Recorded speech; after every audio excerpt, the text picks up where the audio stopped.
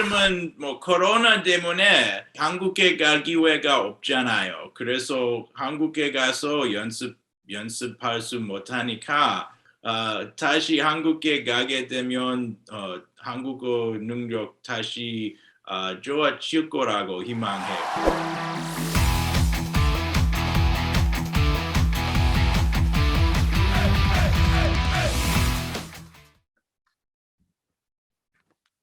Hello, Professor Brzezinski. Hello, how are you? I'm good, thank you. How are you? Okay. All right. So how's the COVID in the US?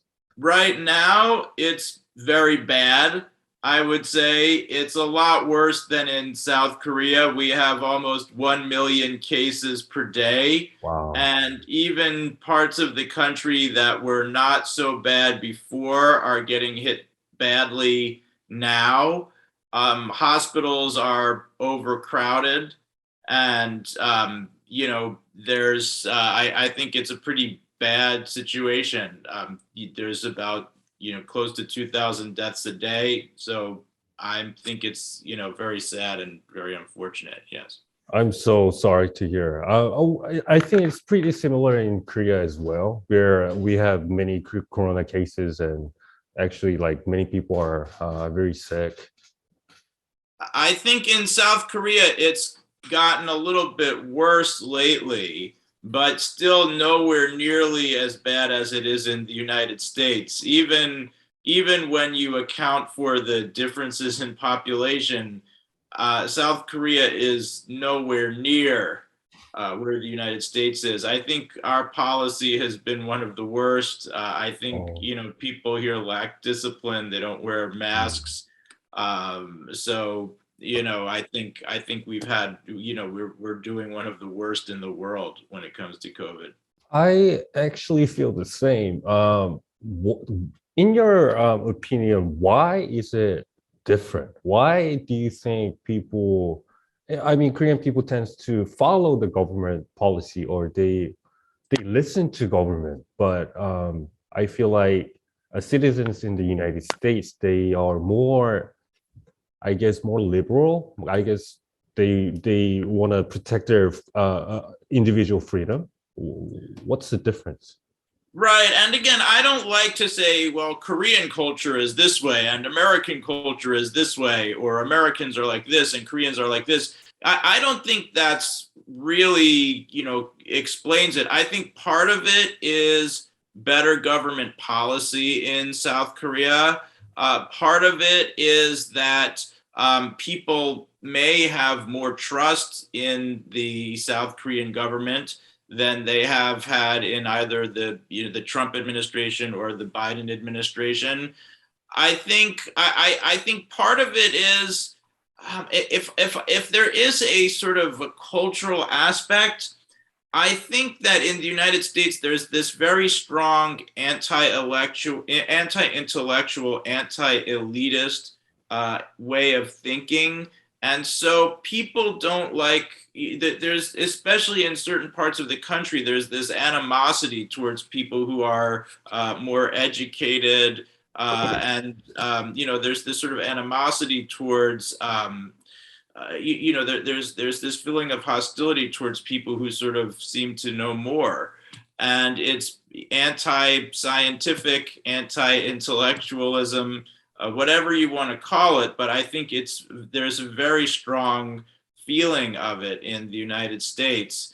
And so if, a scientist with very brilliant credentials says something is the right thing to do, there's still people who just will say, nope, I'm not going to listen to this, this person. And I think there's a lot of explanations, anthropological, sociological, where it comes from. All right, thank you so much. Let's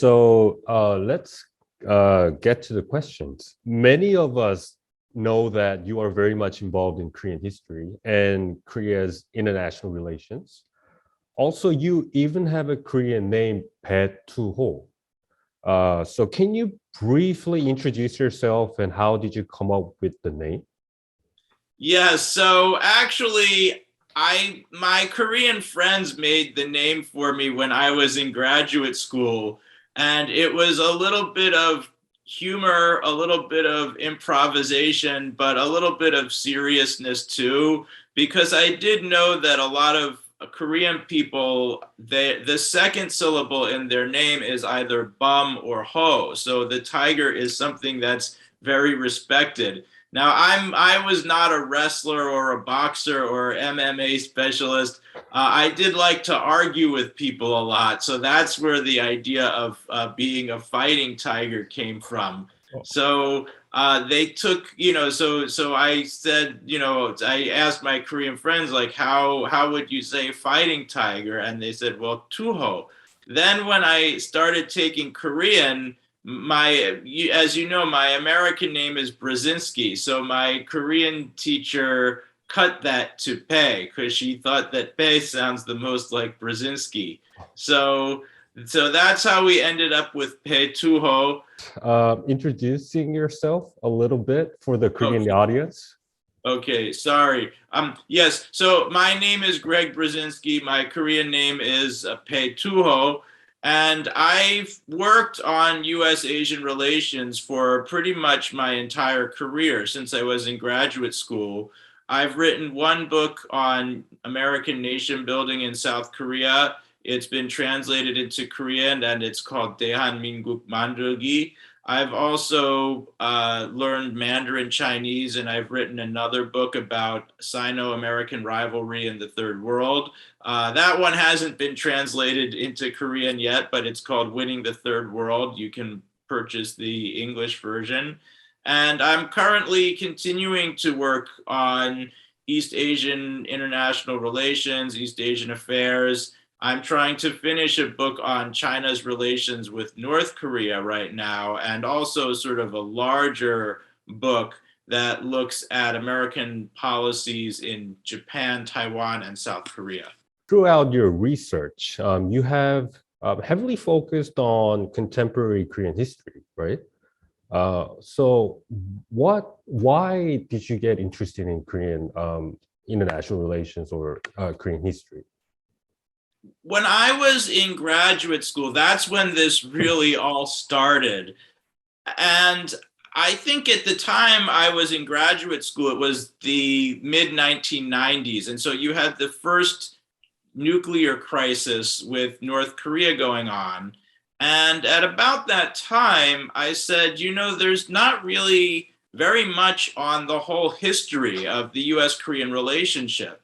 And then I started looking more at the US relation with South Korea. All people really know about is the Korean War, but I thought we've been so intimately involved. We've had such a long relationship with South Korea. Our troops have been stationed in South Korea for decades. We gave hundreds of millions of dollars to economic aid to South Korea during the Cold War. And I thought, why didn't anybody ever write about this? This is a really interesting subject. And I found that at least in my field, US diplomatic history, there was nothing on it. So I just decided, well, that would be a good dissertation topic. And it started that, I just thought I'd learn, more about Korea. I started taking Korean language so that I could represent or try to understand the Korean perspective on the US-Korean relationship. And, I was just very lucky with how things worked out in graduate school. And after I finished graduate school, I was able to study in Korea several times. I was a Fulbright scholar in Korea. And so my interest just, became deeper and deeper the more time that I spent there. And I've never regretted it. I also studied Mandarin, I studied Japanese, but I still think probably the country I like spending time in the most is South Korea. If you can say in Korean, that'll be, can you show us your Korean? 조금해요. 요즘은 코로나 때문에 한국에 갈 기회가 없잖아요. 그래서 한국에 가서 연습할 수 못하니까 조금 서툴어지고 있습니다. 그래도 다시 한국에 가게 되면 한국어 능력 다시 좋아질 거라고 희망해요. Wow, that's actually perfect Korean. 많이 서툴어졌어요. Wow. 서툴어졌어요. The Korean government has consistently pushed declaration of the end of war. In the context of international relations, what is the meaning of declaration of the end of war? And please tell us the reality of international relations on the Korean Peninsula. The declaration of the end of war is largely symbolic. I don't think it will change very much, but I do favor those kinds of symbolic gestures as trust building measures, because when it comes to relations between the United States and North Korea, between North Korea and South Korea, I think one of the most basic problems is the fundamental lack of trust. So that's why I'm generally supportive of an end of war declaration. I understand that some people in the United States security establishment have concerns about it. It will send the wrong message to our allies or to China. It will reward North Korea, but it's really not a huge reward. It's not really, promising any kind of aid or any kind of weakening in the U.S. South Korean alliance. It's just a gesture, as I see it.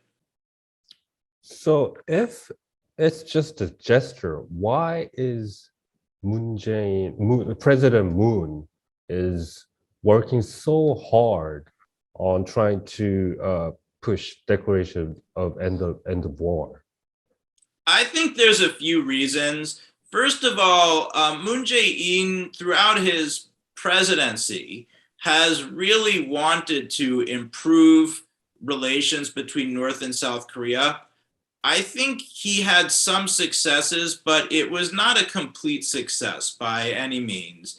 And so I think he wants to leave some kind of a legacy in terms of his foreign policy and in terms of South Korea's relationship to North Korea. I think that's one of the reasons that he wants to do it. And I also just think he sees it as something that will move inter-Korean relations in a positive direction. And that's one of the things that could be needed right now. So I think there's sort of a complex array of motives that he might have for doing it. And I think there's also strong opposition to it from some sectors as well. And so, it became, as you know, relations between South Korea and North Korea are always very politicized. So President Moon worked hard on trying to improve the relationship between North and South Korea. But North Korea recently fired the missiles. And in your opinion, why is it like that? Why is it so difficult to build trust with the South and North Korea? Well, I think with North Korea, the issue is not only that they don't trust South Korea, it's also that they don't trust the United States. And they also feel that there's no one that they can really completely rely on.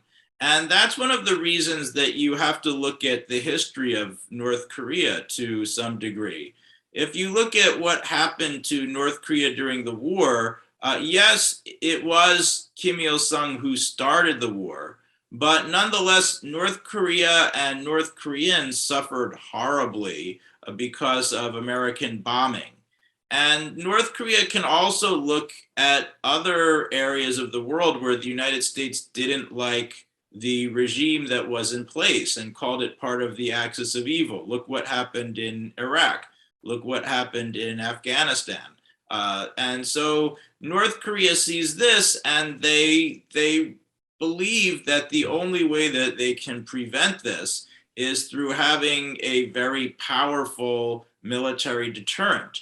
And so, I think U.S. capabilities are also constantly being improved. South Korean capabilities are also constantly being improved. So I think North Korea naturally feels that the only way they can counter this is through enhancing their own capabilities. Now, I'm not saying that that means North Korea is a nice regime or that I like its leaders, or I'm not trying to whitewash its horrific record when it comes to human rights. I think all of these are things I'm very much aware of. But I also think when you look at its foreign policy, its emphasis on the military and why it does some of the things that it does, these are not just craziness. They're very rational, strategic calculations about how to assure the survival of the regime. And so I think the only way you can mitigate that is to very slowly build trust, and it won't happen quickly. It's taken 7 decades for things to get as bad as they are. You're not going to erase these problems in a few years. Thank you. Thank you for the insights. So if you were to give score, what is President Moon's diplomatic score? I'd say probably an A minus. On the whole, I think very highly of Moon Jae-in's diplomacy. And I'll say a few reasons why. First of all, he was in a very, very difficult situation. He had Xi Jinping in China, and of course, Xi Jinping under Xi Jinping's leadership, China has become more and more assertive, more and more willing to punish countries that don't go along with what it wants. And then you had a right-wing nationalist government under Shinzo Abe in Japan. And then you had Trump in the United States. So you had 3 very strong-willed leaders, all of whom are very hardline and ideological in their own ways.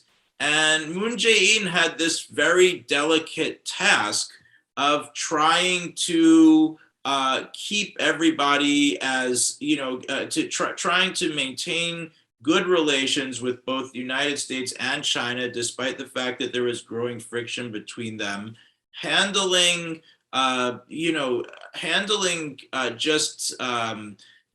really reactionary foreign policies coming from Shinzo Abe and Suga in Japan. And I think he did pretty well on all of those things. And so I give him a lot of credit for that.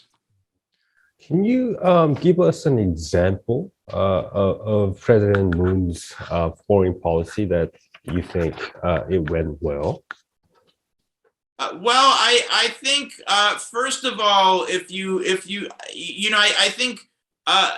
think first of all, you have to look at what South Korea's global standing is. And I think on the whole, South Korea's global standing, its prestige in the world, is much stronger now than it was 5 years ago. Now, not all of that is due to foreign policy. Part of that is due to the globalization of South Korean culture. I think the South Korean government's cultural promotion internationally is very important and very successful. And that's part of foreign policy too.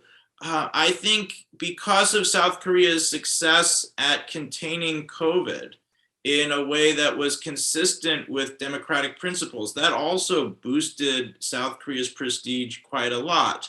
I think Moon Jae-in's economic diplomacy has generally been very successful. I like the way Moon Jae-in stood up to Japan. I don't know whether you would call that successful or not, in that Japan never really backed down. But on the whole, I think that what Japan did, what Shinzo Abe's government did, taking this very long-standing historical dispute and then using it to punish South Korea and hurt the global economy, I think Moon Jae-in was much more reasonable from my perspective. And I think much of the world saw South Korea as being far more reasonable in this conflict than they saw Shinzo Abe. It's really hard for any ally to deal with Trump. I don't think any ally really successfully managed relations with the United States during the Trump era because Trump didn't value our alliances. So what can you do? But I think South Korea did about as well as anybody did. So I give Moon Jae-in a lot of credit. It's true that there wasn't like any brilliant, successful moments like a peace treaty with North Korea, or they agree to get North Korea to denuclearize. Nobody's going to do that. You have to look at South Korea's relative standing in the world. Is it more respected or less respected? Was it able to continue to grow its economy under adverse circumstances? That's how I look at it. I think a lot of Korean people want to ask this. In your opinion, do Korea need a unification? I wouldn't say that they need it. I think they may want it. And I think if they do have unification, that a unified Korea would become more prosperous, more powerful, gain prestige internationally because it would be larger. If you take South Korea's per capita income and North Korea even gets half of the way there, or Northern Korea is developed to get even half of the way there, I mean, South Korea would probably be one of the largest 7 or 8 economies in the world, right? So I think unification would benefit. It would also, of course, relieve one of the longstanding drains on South Korea is that every male has to serve in the military. I don't know how long you serve now. Is it 2 years or more than 2 years? But, I think that's a tremendous drain on South Korea's young people, that they all have to be in the military, whether they want it or not. In Korea, as you know, millennial generation or Generation Z tend to be uninterested in Korea's unification. And the reason for that is because I think our young generation think the unification will cost too much. In your opinion, can you please give us why do you think young Korean generations are not interested in unification? And if you can come up with a solution to solve younger generations this unification problem, if you can give opinion to that would be great. Well, I think one thing is that the longer the two Koreas are divided, the harder unification becomes. And the more the younger generations are going to feel very different from each other, because now there's still a common language, a common history, but they just don't share very much in terms of their lifestyle, their historical memory, their aspirations for the future, the view of the world. So I think your typical millennial or Generation Z South Korean, they don't really see North Koreans as their brethren anymore. They see a people that are very different from them culturally, economically, politically. And so for me, if I think about unification, what makes it challenging, I think, is not only the economic aspect of it, right? I think the economic aspect would be difficult, but in Germany it was managed. It took a long time, but it was managed. I think in Korea it could be managed. But there's also the cultural differences, the ideological differences that exist between your typical young person in North Korea and typical young person in South Korea. And they just don't feel that they have very much in common anymore. And that's very different from Koreans in 1950 and 1953 who had lived together, been part of the same family, the same village, and then were pulled apart and permanently separated. further question I want to ask. A lot of Korean people believe that our allies, or for example, U.S., Japan, and maybe China, they don't want Korea to be unified. A lot of Korean people think that way, and some people believe that. I want to be straightforward. In your opinion, do United States want Korea to be unified? I think the United States wants Korea to be unified, but only if it's unified on US and South Korean terms, which means basically South Korea absorbing North Korea, American troops remaining on the Korean Peninsula, and the entire country being converted into a liberal capitalist democratic ally of the United States. If that happens, I don't think many Americans will object. To the extent that Americans would be ambivalent about it, they wouldn't want a unified Korea in which China has a very big influence. That's one of the things that Americans would be very concerned about. When you sort of absorb North Korea, and of course, it goes to sort of North Korea's long history of I actually think China and North Korea have had very good relations. Some people disagree with me about that, but I think that's what the United States' concern would be. That if you had a unified Korea, which direction would it go once you pull U.S. troops out? So the U.S.-China conflict is turning into an economic war, or some people say a new Cold War. In your opinion, what do you think of the competition between the U.S. and China and the impact on neighboring countries, especially Korea? I think that, unfortunately, rivalry between U.S. and China has become a really permanent feature, or if not permanent, a very long-lasting feature of international relations in the 21st century. I don't see the United States backing away from this perspective anytime soon.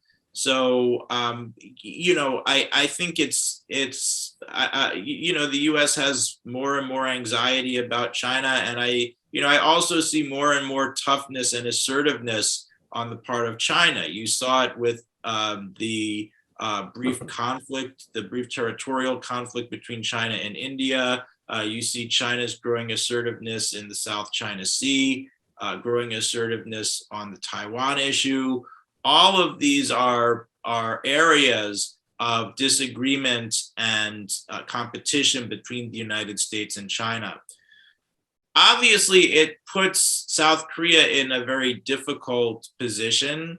Part of the reason for this is because South Korea has more in common with the United States politically, and it has a long-standing military alliance with the United States. But even while it shares political values with the United States, its largest trading partner is China. And I think conflict with China that damages that can potentially really weaken or undermine economic prosperity in South Korea. So it's going to be a very delicate balancing act. And I think Japan may face the same thing. Japan's economy is not quite as closely linked to China's as South Korea's is, but China is still one of the most important trading partners for Japan. And like Korea, Japan has an alliance with the United States, and it shares some political values with the United States. So I think I think Japan and South Korea may be two countries that get caught in this competition the most.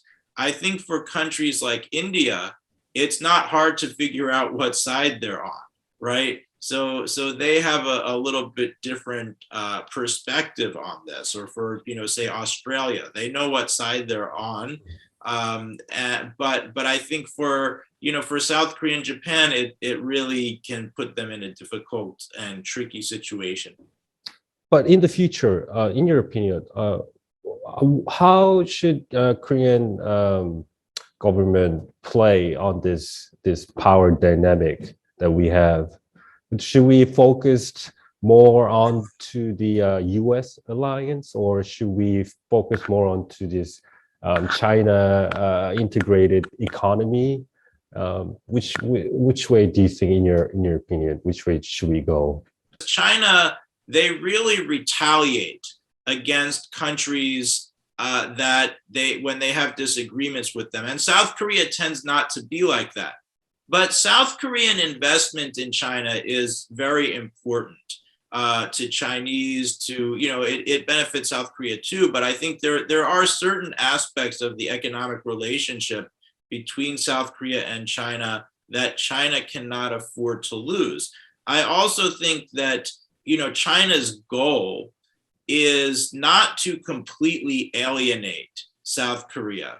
The problem is that China's diplomacy sometimes is not very subtle, and it ends up creating antagonism. You see that with this so-called wolf warrior diplomacy.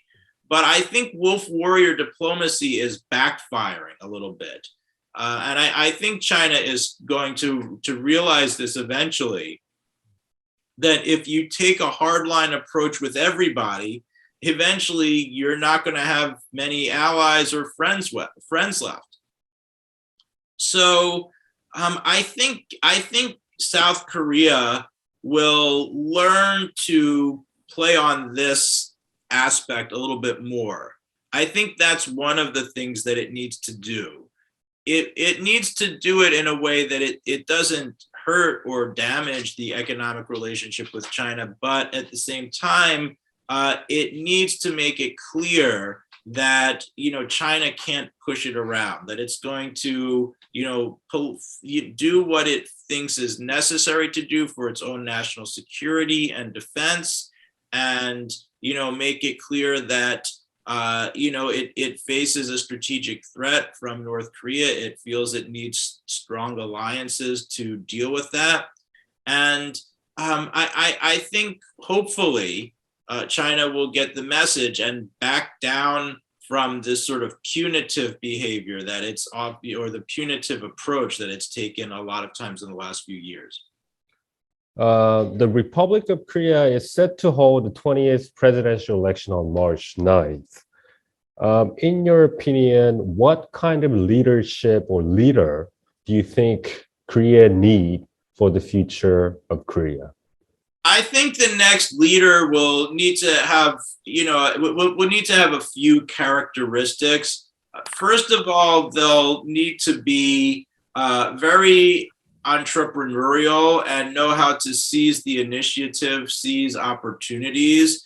I think they'll need to, they'll need to have the capacity to really understand what South Korea's strengths and weaknesses are, what it has to offer the world, and I think they'll have to have the ability to use these creatively to expand Korea's influence. I think they'll also need to have a tenaciousness with how they address some of South Korea's biggest domestic problems. I mean, we've talked a lot about international relations, but I think South Korea's, the problem in South Korea that worries me the most right now is not North Korea or China, but it's actually the demographic problem that, there's going to be an issue with population shrinking and not enough children.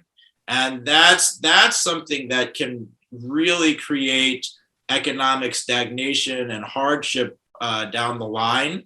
So I think the next president's really going to need to be creative and tenacious in addressing this, because this was an issue that I think the previous presidencies both tried to address by creating better conditions for women who are in the workforce, but neither really could succeed.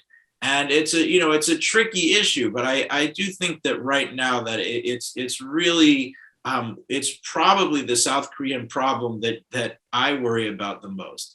So history is set to repeat itself. What direction do do you think Korean history will change in the future? I worry about some of Korea's problems, but on the whole, I think South Korea really stands in a good position right now in a lot of ways. And I've actually written about this in other articles that were published. I think one was actually translated into Korean, and it was in a journal called Yoksawa Hyensil, or I forgot how that's translated into English. Some of the points that I'd made was South Korea, despite the rising COVID cases, it still handled the pandemic very well.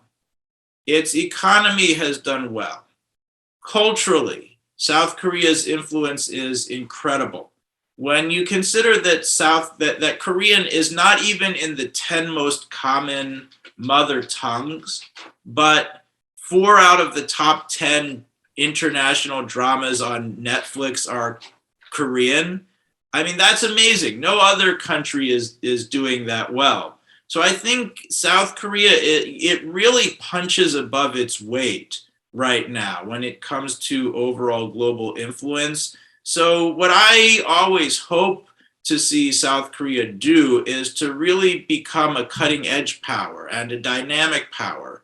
And even though it's never going to be the largest, it's never going to have the largest military or the largest economy in the world, it still can occupy a very special place in international affairs. And I think to some degree, it has a very special place now. And so I hope that, I guess what I would most hope is that South Korea could use the political capital, the cultural capital, the goodwill that it has from a lot of other countries, and use it to have a transformative influence in international politics in its own way. That's what I hope to see, and I think that that's something that could is quite possible if South Korean leaders continue to be wise and creative. I think whoever South Koreans elect, whatever government comes to office, I'll do my best to as I've done in the past, to as a scholar work. Obviously I don't have any big position in the U.S. government where I have to work with them in diplomacy, but I've had I've met with different South Korean ambassadors over the years, and I've sometimes been in discussion. I've sometimes had discussions with different South Koreans from the think tank community and the policy community. I'll be happy to continue to do that, and I'll be happy to continue to offer advice, and whoever wins, I'm still going to be very interested in South Korea and what happens there, and I think I'm still going to be hopefully going to Korea when this pandemic dies down. Obviously, the economic relationship is very important, but South Korea has to understand that it's not only China that can punish South Korea. It's not only the case that China is important to South Korea. South Korea is also important to China. And so the next South Korean president is going to need to know how to find leverage over China, right? So that's one important thing. Second, I think if you look at the way the world is developing, relations with China could be important, but relations with the rest of developing Asia are also going to be very important. South Korea already has some presence in India. I think relations with Vietnam are close in some ways, but there's also some issues. So I think, other parts of Southeast Asia, Indonesia, that are maybe not growing as fast, but still potentially important. South Korea should cultivate good relations with those parts of the Indo-Pacific as well, because there's a lot of opportunity there too. I think in terms of relations with Japan, South Korea should try to improve relations with Japan to the extent possible, but it should not concede on historical issues to Japan. I think that would be very unpopular, and I hope Japan's leadership will become more reasonable eventually.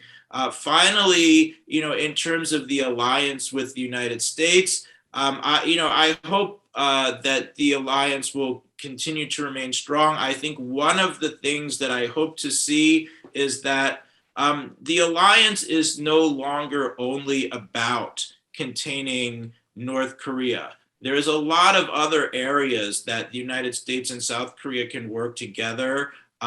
Democracy promotion, climate change, supply chain security. All of these are issues that the United States and South Korea have a common interest in, and I think the alliance should move on to encompass those issues. So I think those will be the diplomatic priorities for the next South Korean president.